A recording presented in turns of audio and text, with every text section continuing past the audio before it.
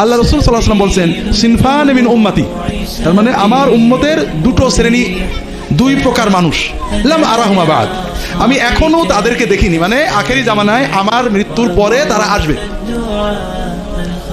তাদের এক শ্রেণী কারা?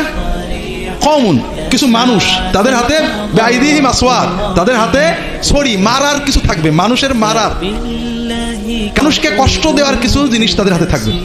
এর এক শ্রেণীর নারী থাকবে আমার উম্মতের ভিতরে, এটা দ্বিতীয় শ্রেণী, যারা কাপড় পরে থাকবে কিন্তু ন্যাংটো থাকবে, তার মানে তাদের কাপড়গুলো হয় টাইট, নইলে এত সংক্ষিপ্ত যে মনে হবে কিছুই পরা নেই, যারা হেলে দুলে চলবে এবং মানুষদেরকে খারাপ পথে টানবে, তাদের মাথার উপরে চুলগুলো এমন করে উপরে কোপা করে বাঁধবে, মনে হবে যেন উটের পিঠে যে চুট থাকে ওই রকম। এরা, এই যে আমার উম্মতের দুই শ্রেণী, এরা জান্নাতের খুশবুও পাবে না।